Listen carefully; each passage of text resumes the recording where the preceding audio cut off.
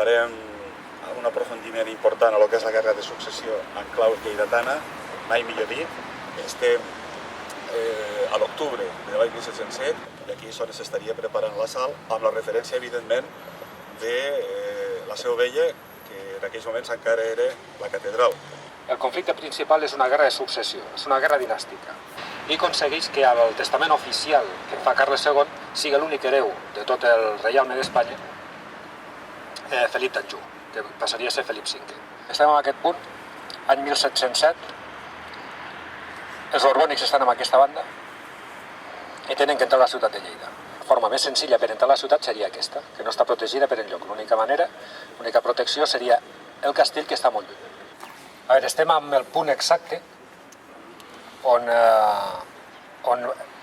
es va succeir l'atac borbònic que va aconseguir entrar a la ciutat. Les conseqüències de la guerra de successió fa que tot aquest barri que hi ha des d'aquí fins al final de l'auditori quedarà destruït. Quan se va fer l'excavació de l'auditori, una excavació de les primeres que es va fer en arqueologia urbana a la ciutat, es van trobar tot el barri com un bord de Lleida. I què és el que es va provocar durant aquella nit? Perquè aquesta posició, aproximadament, per lo que sabem, vam aguantar aquí entre les 5 i les 6 de la matinada. El coronel anglès havia tancat les portes i havia impedit l'entrada amb aquesta població civil que estava a dalt. Donada aquesta circumstància, es desplacen cap amunt i arriba un punt, quan arriben a la porta, ja quan estem a dalt del castell, veurem el puesto exacte, arriba un punt en què estan pràcticament a res de començar a disparar-se entre lleidatans i anglesos. El saqueig de Lleida és el que se diu tècnicament un saqueig reglat, el que es va fer. Com dèiem abans, els francesos, o els borbònics, millor dit, tenien el dret, perquè no va capitular la plaça de temps, de saquejar la ciutat. Un saqueig reglat vol dir, des del propi exèrcit conqueridor, s'organitzen 2 soldats per companyia. Aquests 2 soldats per companyia són els destinats a, en el cas de Lleida, es van donar 8 hores per robar tot el que poguessin i una vegada tornats després d'aquestes 8 hores a les seves companyies, repartir-ho a parts iguals entre els seus companys. Hem passat per el que seria la Porta del Lleó, que llavors seria més o menys com terra de ningú.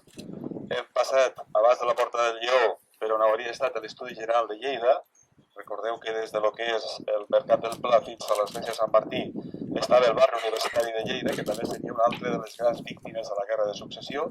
Recordeu que se tanca la Universitat de Lleida, que serà substituïda després de la guerra una mica més endavant per la de Cervera, que serà l'única que hi haurà a tot Catalunya. Va ser aquesta reacció que us he explicat abans i que aquesta columna de Lleida s'enfronta verbalment, tot s'ha de dir, als anglesos, quasi arriben a les armes, però amb una intervenció final del príncep de Hesse convenç al general anglès de que obri les portes i deixi entrar tota aquesta població civil. Amb una carta posterior del nebot del veguer de Lleida, que es deia Tomàs Capdevila, podem saber que van entrar a la ciutat, van entrar de la ciutat cap a la Seu Vella, perquè es van refugiar dins de la catedral 200 famílies lleidatanes. A partir d'aquí comença el segon setge, perquè realment van ser 2 setges, el primer setge de la ciutat, el segon setge del castell. La situació estrictament militar no era dolenta per part dels defensors. I aquí també entra en discussió entre l'estat major, que com havíem dit estava dividit entre anglesos i holandesos per una banda i catalans i portuguesos i austríacs per una altra. N'hi ha 2 postures diferents de com afrontar els darrers dies.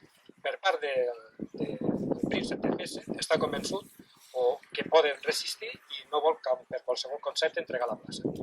I per part dels anglesos han dit que ja tenen prou i volen entregar-se. Pacten les capitulacions i és curiós que dins d'aquestes capitulacions el príncep de Hesse va obligar a posar que firmava la rendició en contra de la seva voluntat.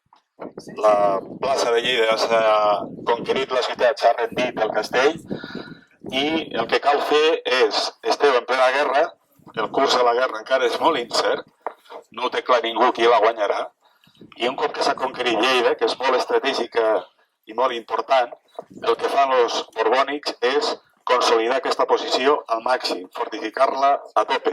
Expliquem la Seu Vella com un monument excepcional de l'art medieval, romànic i gòtic, etc., però després hem d'explicar que va ser tants anys caserna militar.